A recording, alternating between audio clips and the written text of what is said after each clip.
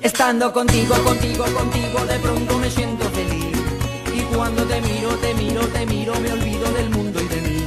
Qué maravilloso es quererte así. Estando contigo, contigo, contigo, me siento feliz.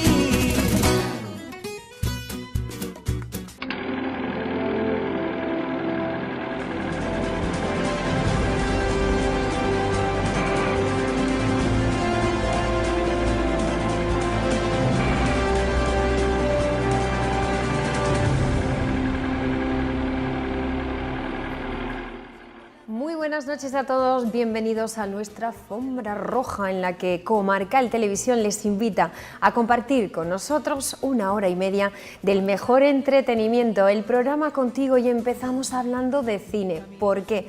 Porque con motivo de un día especial en este bienvenido mes de marzo, hay una película especial que tenemos que contar. Vamos a tener también lo mejor de la cartelera y, cómo no, saber un poquito qué ha sucedido en esos Oscar, que ya todo el mundo sabe lo que realmente pasó y ya se ha entendido, pero llamaba la atención de que sucediera en uno de los actos más importantes a nivel mundial. Jesús Martínez, muy buenas noches. Hola, buenas noches. Hablando de cine, tenemos tela. Sí, tenemos tajo. Bueno, siempre que están los Oscars de por medio, pues todo se hace más abundante, por decirlo así, ¿no? Ya a día de hoy se sabe con exactitud, porque en un primer momento ese cambio de horario que tenemos hizo que no entendíamos muy bien qué había sucedido, qué pasaba, veíamos las imágenes una y otra vez, y ahora ya sí se sabe a ciencia cierta qué sucedió y quién metió la pata. Sí, bueno, eso era, conociendo a los americanos, que son bastante perfeccionistas, aunque a veces cometan estos fallos, se sabía que se iba a desentrañar todo y iba a quedar todo perfectamente claro, ¿no? Y esto no iba a desempañar el enorme borrón en la historia de la entrega de los premios Oscar que ha supuesto pues esa confusión tan lamentable, pero sí que iba a permitir poner cada cosa en su sitio y, bueno, por lo menos permitir que eso no vuelva a pasar nunca más, ¿no? La película que al final ha sido la ganadora, ¿era merecedora de ser la mejor película? Bueno, ese quizás es el debate que se ha escamoteado con el error en la entrega de premios, porque claro, esto lo ha condicionado todo y realmente el debate sobre lo que se debería estar hablando es si una película que solamente ha recibido 2 Oscars y al fin y al cabo no son 2 de los Oscars principales, Oscar al mejor actor secundario y Oscar al mejor guión adaptado, es decir, ya se parte de un texto interesante como mínimo, es merecedora también, o como consecuencia de eso, del Oscar a la mejor película, cuando hay una película que tiene un mayor número de Oscar y además en categorías superiores a esta, ¿no? Mejor director, mejor actriz principal, mejor fotografía, mejor diseño de producción, en fin, mejor banda sonora y además la mejor canción. La La Land tenía como 6 Oscars muy importantes y todo el mundo esperaba que fuese la que ganase el Oscar a la mejor película. ¿Es mejor película Moonlight que La La Land? Bueno, pues ese debate afortunadamente se lo van a quedar los espectadores, porque desde luego a quien sí va a beneficiar este error y este dilema es a Moonlight, que es una película que iba a pasar desapercibida aun a pesar de su Oscar a la mejor película, porque es un tema crudo y además no es para todos los públicos, ¿no? Hay un tema de racismo de fondo, de identidad sexual, ¿no? Porque además el personaje principal es homosexual. En fin, es una película de circuito reducido, por decirlo así, a la que el Oscar a la mejor película le beneficia muchísimo, pero además la polémica de cómo se entregó el Oscar y si realmente lo merecía más que La La Land, que es una película que ha gustado a todo el mundo, a gente a la que no le gusta el musical le ha encantado La La Land, pues le va a beneficiar mucho más, porque todo el mundo va a querer ir a verla para comprobar si realmente es justo este Oscar o no. O sea que de no existir este error, al final, en ese broche final, nos hubiéramos quedado todos a cuadros. ¿Qué está pasando? No es La La Land, es otra película. Claro. Nadie se lo hubiese esperado. No, y de hecho este fue uno de los motivos, en mi opinión, por el que se produjo el error. Porque todo el mundo estaba esperando oír el nombre La La Land cuando se citó el Oscar a la mejor película, va para... Y como todo el mundo estaba esperándolo y la que dijo el nombre, Faye Dunaway, también, pues en cuanto vio el nombre en la papeleta no necesitó seguir leyendo, ni buscó leer nada más. Si la hubiera leído completamente, sí, se ha dado cuenta, claro, al igual que el como anterior. hizo su compañero Warren Beatty, se habría dado cuenta de que algo estaba pasando, algo no iba bien, ¿no? Pero ella cogió la papeleta. También hay que decir que Faye Dunaway siempre ha tenido fama de ser bastante despistada y muy poco seria, y vio el nombre de La La Land, lo repitió alegremente, porque además Sí. todo el mundo esperaba oír ese nombre, y bueno, culminó una cadena de errores que raramente se producen, pero a veces se producen, ¿no? Y a veces los transatlánticos insumergibles e inundibles pues se hunden. Bueno. Y lo que no puede pasar, pues a veces pasa.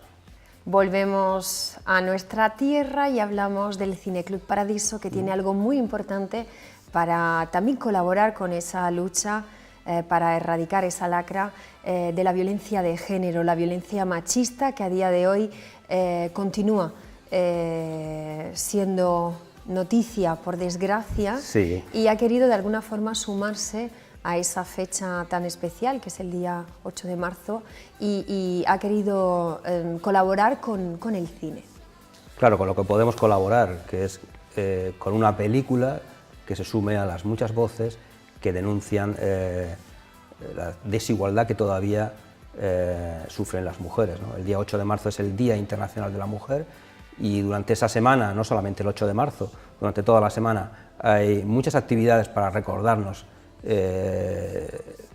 la presencia de la mujer en el mundo y todavía las enormes injusticias que por el hecho de ser mujer tienen que sufrir, y el Cineclub ha querido pues también decir algo, y de la única manera que podemos hacerlo es incorporando una película a estas actividades que vamos a proyectar el día 10 de marzo, viernes.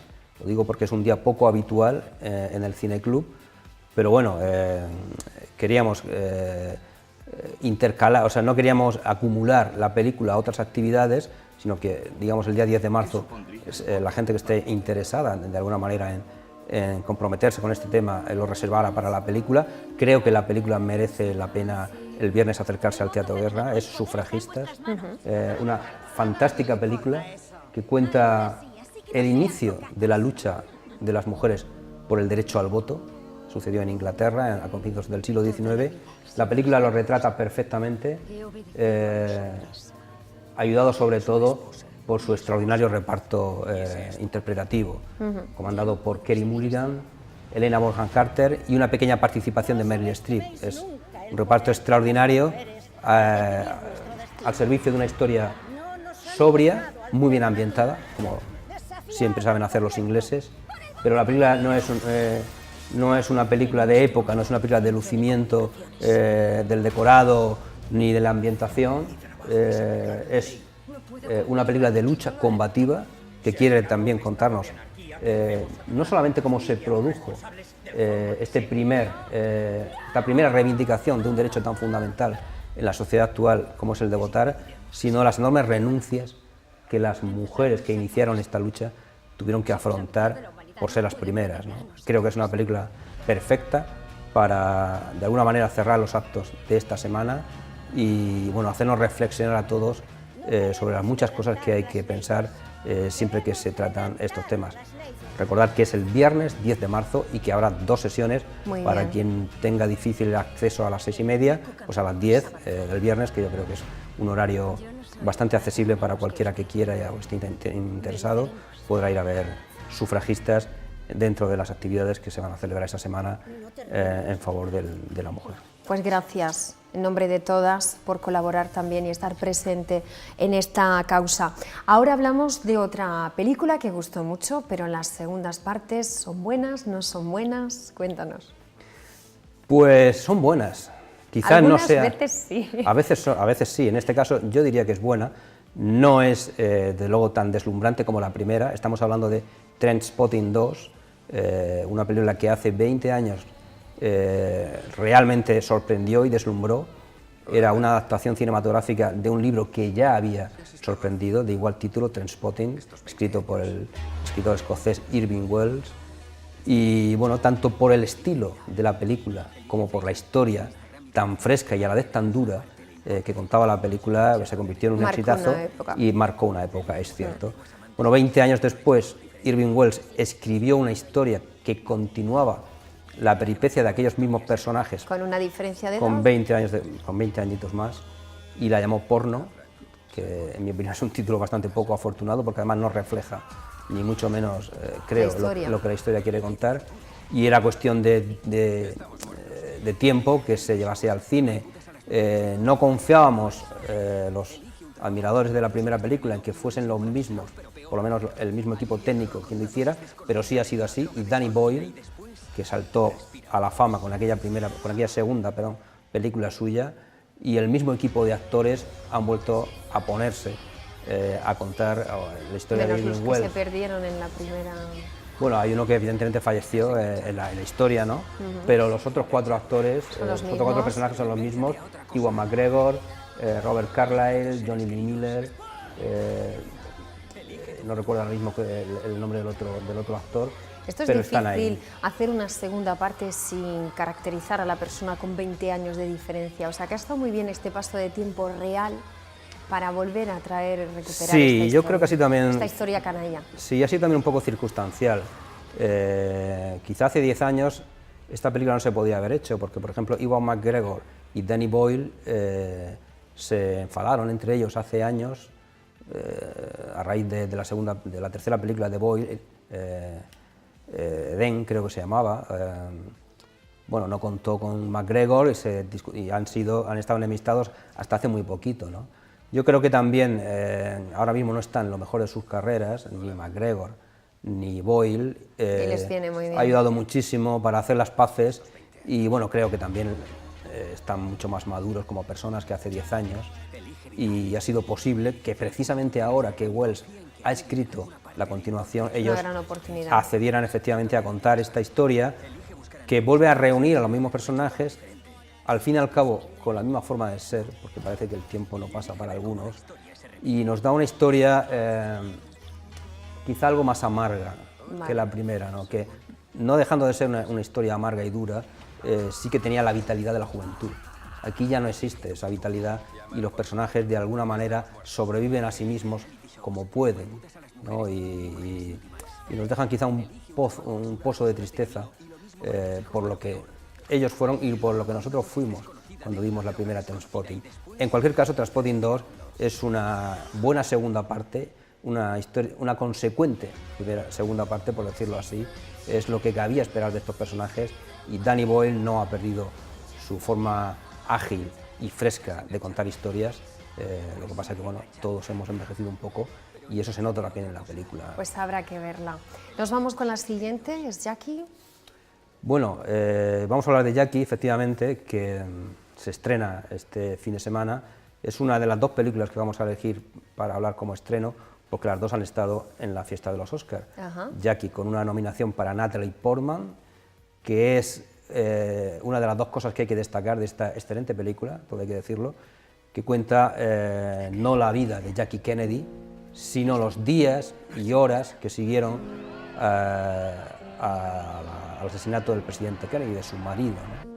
Y cómo ella afrontó esos días, y a la vez, siguiéndola muy de cerca, el director intenta desvelarnos cómo pudo ser realmente este personaje, porque lo que, al fin y al cabo, Pablo Larraín, que es un director chileno interesantísimo, que hace aquí su primera película en Hollywood, que acaba de deslumbrar al mundo con Neruda, que por cierto la puso el Cineclub hace pocos días. Lo que nos dice Larraín es que la imagen de Jackie, o la Jackie que nosotros queremos conocer, en ningún caso es la real, porque al fin y al cabo no fue una mujer que directamente le hablara mucho a la gente. Siempre teníamos visiones de ella de algo indirectas. Bueno, es que es el papel que tenían las mujeres en aquella... Sí, pero también ella lo cultivó así. Ella le gustó cultivar esta imagen de mujer sofisticada y misteriosa, que da lugar a muchas interpretaciones y bueno, a cada uno hacerse su película en la cabeza, pero realmente cómo es la Jackie real y cómo vivió estos días tan tremendos para ella, ¿no? Ahí es donde se acerca Pablo Larraín y donde se acerca Natalie Portman, que es, desde luego, en mi opinión, el mayor atractivo de esta película, esta extraordinaria actriz, cómo es capaz de, casi todo con silencios, a base de primeros planos, que es muy difícil, sobre todo en el cine, mantenerlos, desvelar la interioridad y el sufrimiento y el vacío a veces de un personaje del que se conoce realmente tan poco, ¿no? Es una interesante visión de un personaje que al fin y al cabo también marcó la historia del siglo XX. Muy bien. ¿Es por tu bien? Es por tu bien es una película española, una comedia que se inscribe en este salto que están dando muchos realizadores de comedias de televisión al cine, a veces con más fortuna que otras. En mi opinión, Es por tu bien no es uno de sus saltos más afortunados, es una película que depende demasiado de sus actores, lo que no es poco, porque son nada menos que José Coronado, Javier Cámara y Roberto Álamo. Es difícil reunir a estos tres monstruos de nuestro cine en un